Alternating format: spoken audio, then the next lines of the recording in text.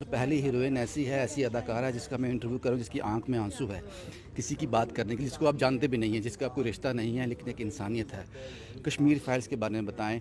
मैंने आपको बड़े आपके वो देखे हैं, आप बहुत बड़ी अदाकारा हैं। पहले मुझे लगता है आप थोड़ा इमोशनल, नहीं बहुत नहीं, ज़्यादा इमोशनल ठीक हो है, गए। मैं तो वो होती ही रहती हूँ। द कश्मीर फाइल्स के बारे में बताइए।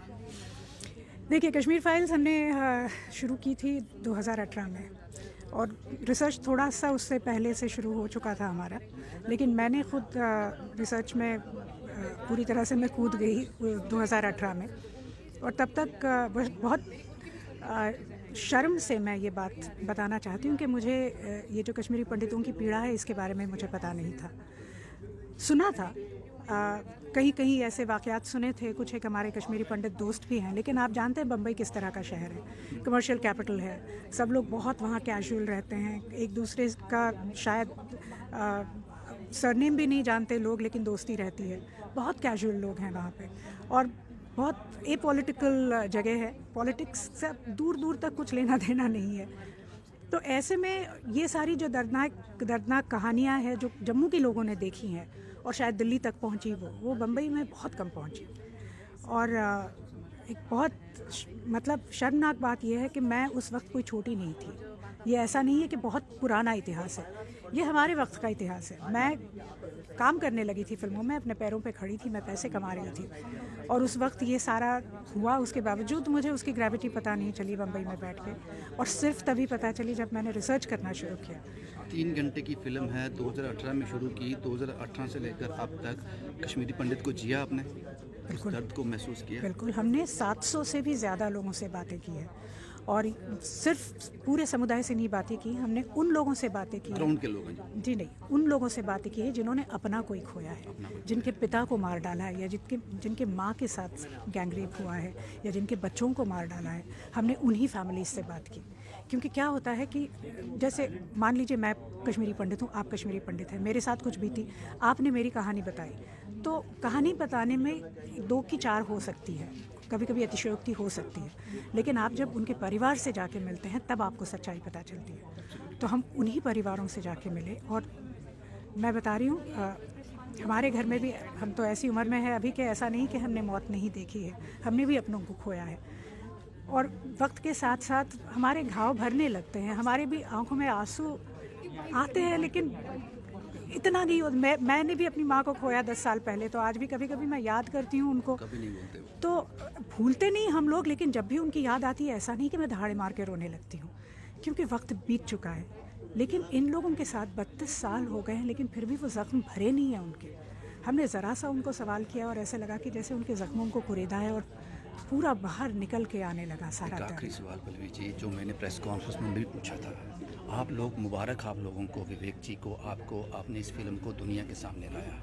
मेरा सवाल वहाँ भी ये था कि इस सच को, इस दर्दनाक सच को सामने लाने के लिए 3 दशक से ज़्यादा लग गए, और जो पहले भी फिल्में आई हैं कश्मीरी माइग्रेंट्स पे, लोगों ने उसको नकार दिया, कश्मीरी पंडितों ने उसको नकार दिया कि आपने नहीं दिखाया भाई, कुछ जो हमारे साथ हुआ वो नहीं दिखाया। 3 दशक क्यों? ये सवाल आपसे नहीं है, ये पूरे बॉलीवुड से है, और इस वक्त आप उसके रिप्रेजेंटेटिव हो, इसलिए ये सवाल मैं आपसे पूछ रहा हूँ, 3 दशक क्यों? पता नहीं, ये बहुत पहले हो जाना चाहिए था, लेकिन अगर मैं अपने आप को उस जगह रखूं तो मैं सिर्फ ये कहूँगी कि जब मुझे पता चला तब मैंने पहल की। हो सकता है काफ़ी लोगों को पता ना हो, या पता होने के बावजूद लोगों ने हिम्मत नहीं करी, क्योंकि दुर्भाग्यवश हमारे भारत की एक सबसे बड़ी विडंबना ये है कि हमारे ध्वज पर हमारा जो नेशनल एम्बलम है 3 मुआ शेर, उसके नीचे सत्यमेव जयते ज़रूर लिखा गया है, लेकिन सत्य हमें मिलता नहीं। सत्य को खोजने के लिए हमको उसको धरती के गर्भ से निकालना पड़ता है, फिर चाहे वो शास्त्री जी की संदेहास्पद मृत्यु का हो या चाहे कश्मीरी पंडितों का हो। Pallavi ji, I must say आप में हिम्मत है, ये जवाब कोई नहीं देता। मैंने सवाल किया पहले भी, मुझे जवाब नहीं मिला इसका, लेकिन अगर मैं यहाँ से चला जाता, ये सवाल मैं अंदर लेके जाता, लेकिन ये सवाल मैं पूछना चाहता था आप लोगों से, और आपने बड़ी खूबसूरती से इसका जवाब भी दिया। बहुत बहुत शुक्रिया, आपके आंसू मुझे दिख रहे हैं, मुझे लगता है कि आपने फिल्म के साथ पूरा जस्टिस किया होगा। और कुछ लोग जो राय बना रहे हैं अपनी इस फिल्म को लेकर, अभी उन्होंने देखी नहीं है, आपको लगता है कि उनको एक बार, कम से कम एक बार फिल्म देखकर उसके बाद अपनी राय दें? बिल्कुल, बिल्कुल देखनी चाहिए, क्योंकि जब हम कश्मीरी पंडितों की बात कर रहे हैं, आप ये जानना बहुत ज़रूरी है लोगों को, जो हमने फ़िल्म में भी कहा है कि 1990 में सिर्फ कश्मीरी पंडित नहीं मरे थे वहाँ पे, जेनोसाइड उनका हुआ, लेकिन उनके साथ साथ कई सरदारों को मारा गया, मॉडरेट मुसलमानों को मारा गया, गुज्जरों को मारा गया, क्रिश्चियंस को मारा गया, डोगराओं को मारा गया। तो ये हम लोग टेररिज्म के ख़िलाफ़ बोल रहे हैं।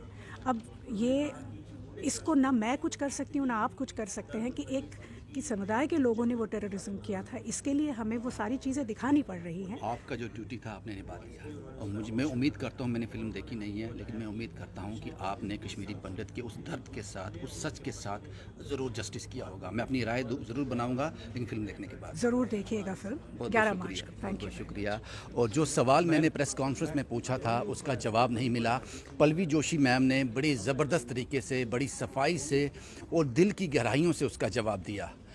मैं आप लोगों से भी यही कहूँगा कि जब भी आप इस फिल्म के बारे में, द कश्मीर फाइल्स, आपको एक बार ज़रूर देखनी चाहिए, और ये फिल्म देखने के बाद आप अपनी राय बनाएं, और इसका फ़ैसला वो लोग करेंगे जिन लोगों ने ये सहा है। क्या इस फिल्म के साथ ये लोग जस्टिस कर पाए हैं, कश्मीरी पंडित फैमिलीज़ के साथ जस्टिस कर पाए हैं? ये फिल्म देखने के बाद ही पता चलेगा। शुभम कुमार के साथ Ravindra Singh, the state sentinel के लिए।